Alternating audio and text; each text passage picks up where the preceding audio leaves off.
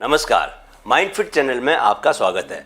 जैसा कि मैंने बताया था, आज हम अनुलोम विलोम प्राणायाम के बारे में बात करेंगे। सबसे पहले तो प्राणायाम शब्द को समझ लेते हैं। प्राणायाम दो शब्दों से मिलकर बना है, प्राण और आयाम। प्राण का अर्थ है जीवन ऊर्जा, जिसे लाइफ फोर्स या वाइटल फोर्स भी कहते हैं। आयाम का अर्थ है नियंत्रण या विस्तार। प्राणायाम की प्रक्रिया के जरिए हम अपने श्वास को नियंत्रित करते हैं ताकि हमारी प्राणिक ऊर्जा लाइफ फोर्स बढ़ सके, शुद्ध हो सके और हम मानसिक, शारीरिक और आध्यात्मिक तीनों तलों पर विकास कर सकें। प्राणायाम के 4 भाग।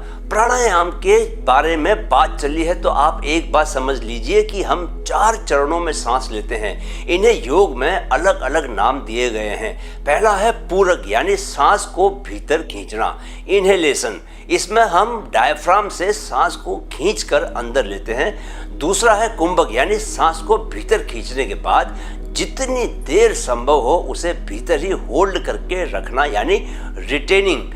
तीसरा है रेचक, यानी सांस को धीरे धीरे बाहर निकालना, एक्सहेलेशन। और चौथा है सांस को बाहर ही रोक कर रखना, यानी बाह्य कुंभक। इसमें जितनी देर सहज ही संभव हो उतनी देर तक सांस को बाहर ही रोके रखना है, यानी सांस लेने नहीं है।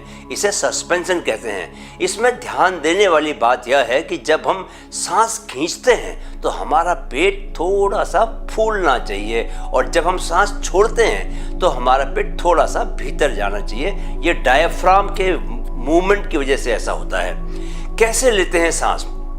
अब यह जान लो कि अनुलोम विलोम प्राणायाम में हम नाक की एक साइड से सांस लेते हैं, दूसरी साइड से सांस छोड़ते हैं, फिर दूसरी साइड से सांस वापस लेते हैं और पहली साइड से सांस को छोड़ देते हैं। सांस रोकने के लिए हाथ की मुद्रा। नाक के दोनों द्वार खोलने बंद करने के लिए हम हाथ की विशेष मुद्रा का इस्तेमाल करते हैं। इस मुद्रा में आप अंगूठे से नाक का एक छेद कंट्रोल करते हैं, यानी उसे खोलते बंद करते हैं, और अपनी कनिष्ठा और अनामिका से नाक का दूसरा छेद खोलते बंद करते हैं, ऐसे। राइट? अनुलोम विलोम से फायदा। जब नाक से सांस लेने की बात आती है तो एक बात जान लें कि आपकी नाक के दोनों छेदों से हमेशा एक जैसी सांस नहीं ली जाती।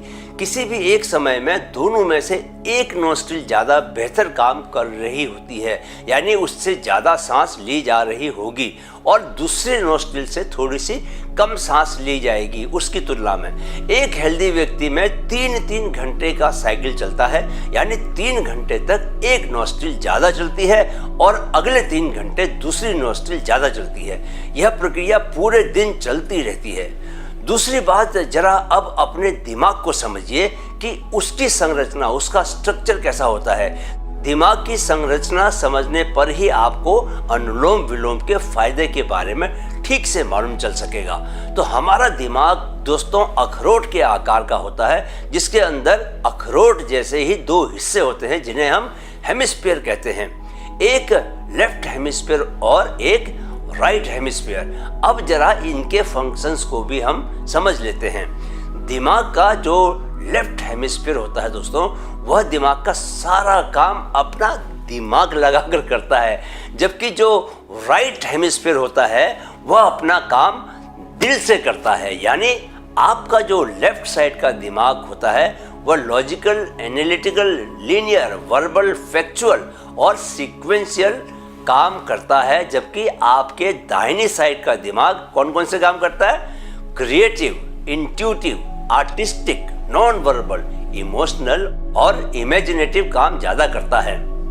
अब आप यह समझ लें कि जिस साइड की नोस्ट्रिल से ज़्यादा सांस आ रही होती है, हमेशा उसकी उल्टी साइड का दिमाग ज़्यादा एक्टिव रहता है।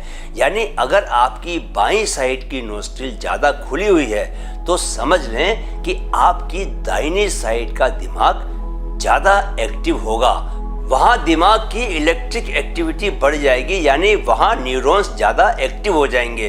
अब आप पूछेंगे कि न्यूरॉन्स क्या होते हैं? न्यूरॉन्स दिमाग में पाए जाने वाली एक कोशिका यानी सेल है, जो इलेक्ट्रिक और केमिकल सिग्नल्स को प्रसारित कर सकती है। न्यूरॉन्स ही नर्वस सिस्टम बनाते हैं। जब आपका दाहिनी ओर का दिमाग एक्टिव होगा तो उस वक्त अगर आप कोई आर्ट से संबंधित कल्पना शक्ति या इंट्यूशन के इस्तेमाल वाला काम करेंगे, जिन्हें करने में राइट साइड का दिमाग ज़्यादा एक्सपर्ट होता है, तो आपको ज़्यादा अच्छे परिणाम मिल सकेंगे। तो होता यह है कि अनुलोम विलोम प्राणायाम में चूंकि हम दोनों नॉस्ट्रिल्स का इस्तेमाल करते हैं और दोनों गहरी सांस लेने की वजह से खुल जाती हैं और सक्रिय हो जाती हैं, तो उनके सक्रिय होने से आपके दिमाग के दोनों हेमिस्फीयर्स में इलेक्ट्रिक गतिविधि बढ़ जाती है। दोनों साइड न्यूरॉन्स बहुत एक्टिव हो जाते हैं। यानी कि आपके दिमाग को साइंस का काम मिले या आर्ट्स का, वह परवाह नहीं करता और हाई क्वालिटी रिजल्ट देता हुआ सब कुछ धड़ाधड़ करता चला जाता है, जैसा कि दूसरे प्राणायामों को करने से भी होता है। अनुलोम विलोम करने से दिमाग को तो ऑक्सीजन मिलती ही है और याददाश्त समेत दिमाग के सभी काम बेहतर होने लगते हैं। लंबी गहरी सांस लेने से फेफड़ों की कैपेसिटी बढ़ती है, वे ज़्यादा शक्तिशाली बनते हैं। इस प्राणायाम से सर्दी, जुकाम और दमे की शिकायतों से काफ़ी हद तक बचाव होता है। दोस्तों, जिन लोगों ने प्राणायाम की शक्ति को महसूस किया है, उन्होंने इन करिश्मों को होते हुए देखा है। मैं अपने घर में अपनी 80 साल की माँ को अगर आज भी हेल्दी देख रहा हूँ, तो उसकी एक वजह अनुलोम विलोम प्राणायाम ही है, जिसे वह रोज़ सुबह करती है। दमे की शिकायत करने वाले कई रोगियों का फीडबैक है कि इस प्राणायाम से उन्हें बहुत फायदा हुआ है। अनुलोम विलोम दिल के लिए भी संजीवनी से कम नहीं। लंबी गहरी सांस लेने से खून में ऑक्सीजन ज़्यादा जाती है और ज़्यादा ऑक्सीजन मिला हुआ खून जब दिल में जाता है तो वह उसकी सेहत पर सीधा प्रभाव डालता है, पॉजिटिव प्रभाव डालता है, क्योंकि दिल तो हर वक्त खून से ही खिलता है। मैं अनुलोम विलोम का रोज अभ्यास करता हूं दोस्तों। यह उन 6 प्राणायामों में से एक प्राणायाम है जिनका अभ्यास करना मेरी सुबह की दिनचर्या का अनिवार्य हिस्सा है। पूरे दिन में कभी भी जब मुझे एनर्जी कम लगती है या आलस्य पकड़ता हुआ लगता है, तो कार में बैठे हुए या लोकल ट्रेन में मैं 2-3 बार अनुलोम विलोम कर लेता हूं और इतने भर से ही मुझ में एनर्जी फ्लो बढ़ जाता है। ऐसा क्यों होता है, जरा इसे समझ लेते हैं। ईड़ा और पिंगला, जो हमारी लेफ्ट नोस्ट्रिल होती है दोस्तों, उसे हम ईड़ा भी कहते हैं। इसमें नेगेटिव एनर्जी का प्रभाव होता है। यह शरीर में ठंडक लाती है, इसीलिए इसे चंद्र नाड़ी भी कहते हैं। जबकि हमारी जो राइट नोस्ट्रिल होती है, इसे हम पिंगला कहते हैं। वह पॉजिटिव एनर्जी लेकर आती है, वह शरीर में गर्मी पैदा करती है, इसीलिए इसे सूर्य नाड़ी भी कहा जाता है। डिप्रेशन से मुक्ति, दोस्तों होता यह है कि जो लोग ज़्यादा डिप्रेशन का शिकार होते हैं या जिनमें थोड़ी सुसाइडल टेंडेंसी होती है, उनमें नेगेटिव एनर्जी ज़्यादा रहती है। यानी अगर वे लोग चेक करें तो पाएंगे कि उनकी लेफ्ट नोस्ट्रिल यानी चंद्र नाड़ी राइट की तुलना में ज़्यादा चलती रहती है हमेशा। जब अनुलोम विलोम प्राणायाम का अभ्यास किया जाता है तो दोनों ही नोस्ट्रिल से एक्टिवली सांस ली जाती है और दोनों ही एक्टिव हो जाती हैं, तो धीरे धीरे लेफ्ट और राइट नोस्ट्रिल्स में बैलेंस आने लगता है। डिप्रेशन से पीड़ित लोग जब इस प्राणायाम का अभ्यास करते हैं तो वे पाते हैं कि महीने भर में ही उन्हें पॉजिटिव सिम्टम्स दिखने लगे हैं। मेरी इस बात को लेकर गारंटी है दोस्तों कि अगर वे 3-4 महीने तक दिन में कम से कम 2 बार अनुलोम विलोम का नियमित अभ्यास करें तो अपने डिप्रेशन से पूरी तरह मुक्त होकर वे दूसरे लोगों को मोटिवेट करना शुरू कर सकते हैं। कौन? जो डिप्रेशन के मारे हैं। कैसे जागती है सुषुम्ना? अब इस तर्क को भी आप सहज ही समझ लेंगे कि अनुलोम विलोम के अभ्यास से दोनों नाड़ियां संतुलित हो जाती हैं और जैसे ही ऐसा होता है तो सेंट्रल चैनल एक्टिवेट हो जाता है। सेंट्रल बोले तो सुषुम्ना नाड़ी। ईड़ा, पिंगला और सुषुम्ना, ये 3 ही हमारी एनर्जी की मुख्य नाड़ियां हैं। सुषुम्ना के एक्टिव होने का अर्थ है कि आप रजस और तमस से मुक्त होकर सत्व पर टिकने लगे हो।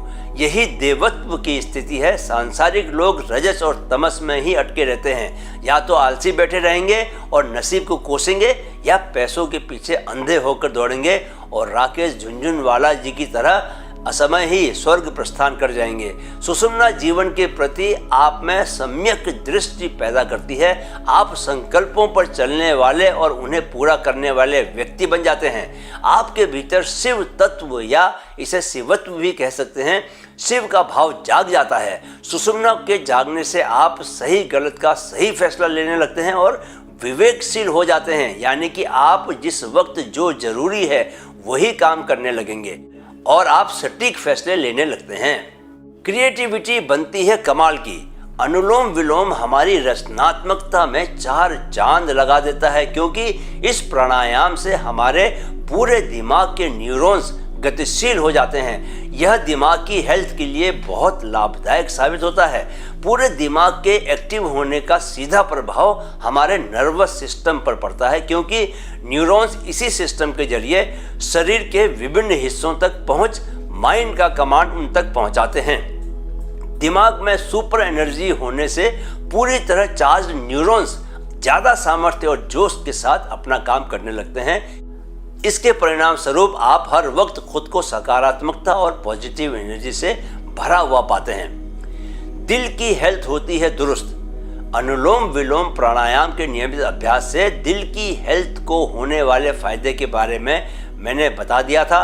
उसमें बस यह बात और जोड़नी है कि दिल को कोई एक तरह का फायदा नहीं पहुंचता, बल्कि कई तरह के लाभ मिलते हैं। यानी दिल को लेकर आपको अगर कोई भी तकलीफ है तो इस प्राणायाम की शरण आ सकते हैं। हाई बीपी है, लो बीपी है, कोरोनरी हार्ट डिजीज है, पैल्पिटेशंस हैं, वॉल्व की समस्या है या सांस जल्दी चढ़ जाती है, तो इन सभी मामलों में आपको अनुलोम विलोम से फायदा मिलेगा। आप यह जान लें कि यह बेवजह नहीं है कि अनुलोम विलोम मेरा सबसे पसंदीदा प्राणायाम है। मुझे अपनी रनिंग की पावर और कॉन्फिडेंस भी इसी प्राणायाम से मिलता है, क्योंकि यह दिल को दमदार बनाता है। फेफड़ों पाचन तंत्र को लाभ, बीमारियों से मुक्ति। दिल के साथ फेफड़ों पर तो इसका सीधा प्रभाव पड़ता है और फेफड़ों से जुड़ी आपको जितनी भी बीमारियां हैं, न सिर्फ वे बीमारियां गायब हो जाएंगी, बल्कि कुछ ही महीनों में आपके फेफड़े इतने ताकतवर हो जाएंगे कि आप मेरी तरह यूं 1-1 मिनट तक शंख बजाने लगेंगे। अनुलोम विलोम से गठिया के रोगियों को भी बहुत फायदा पहुंचता है। लगातार ऑक्सीजन मिलने से आपकी मांसपेशियों की ताकत भी बहुत बढ़ जाती है। इससे आपका पाचन तंत्र भी दुरुस्त हो जाता है। नियमित अभ्यास पाचन तंत्र से जुड़ी सारी बीमारियां दूर कर देता है, क्योंकि पाचन तंत्र पर गहरी सांस लेने और छोड़ने का सबसे ज़्यादा पॉजिटिव प्रभाव पड़ता है। अनुलोम विलोम से वात, कफ और पित्त के संतुलित हो जाने से आप हर वक्त खुद को सुपर हेल्दी महसूस करते हैं, जो आपकी ज़िंदगी की क्वालिटी को बढ़िया बनाता है, क्योंकि आपके जीवन में तनाव और चिंता का नामो निशान नहीं रहता। वे कभी आते भी हैं तो आप उन्हें फूंक मारकर भगा देते हैं। असली बात यह है दोस्तों कि अनुलोम विलोम के अभ्यास से आपके पूरे शरीर में शुद्ध ऑक्सीजन की आपूर्ति बहुत बढ़ जाती है, जो आपके शरीर को कैंसर जैसी खतरनाक बीमारी से तो दूर रखता ही है, आपको छोटी मोटी मौसमी बीमारियों के हाथ भी नहीं आने देता।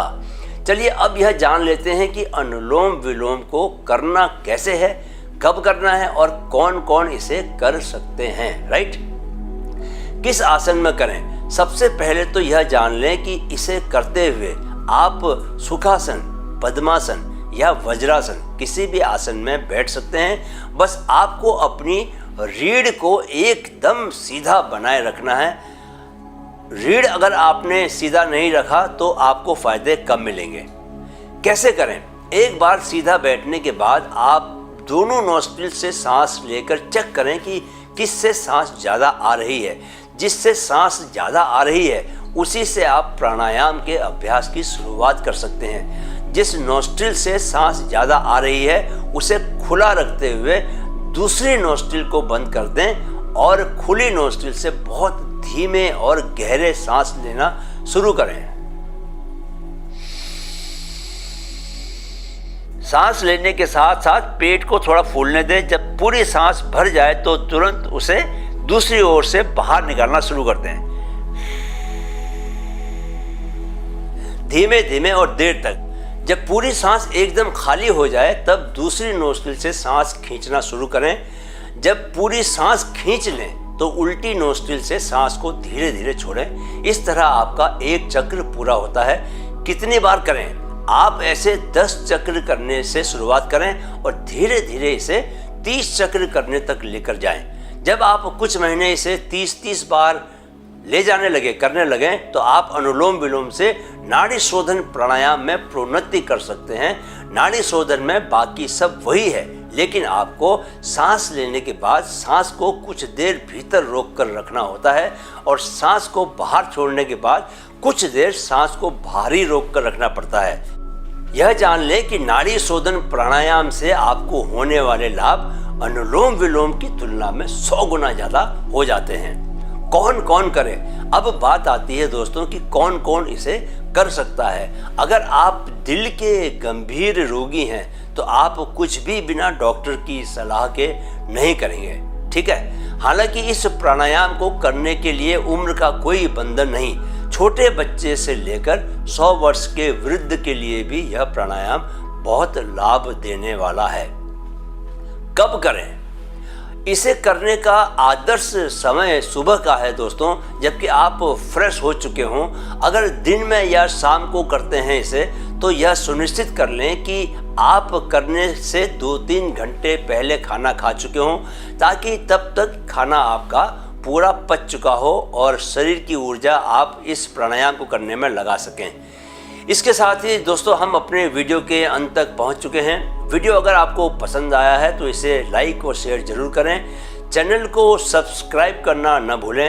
अगले वीडियो में मैं आपको फिर से कोई आध्यात्मिक, कोई स्पिरिचुअल उपदेश देने वाली कहानी सुनाऊंगा। तब तक आप वर्तमान पल में बने रहें, क्योंकि ज़िंदगी वहीं से फूटकर बाहर आ रही है। जाने से पहले मेरे साथ इस चैनल की टैगलाइन को दोहराते चलें, मन में है तो मुमकिन है, मन में है तो मुमकिन है। नमस्कार।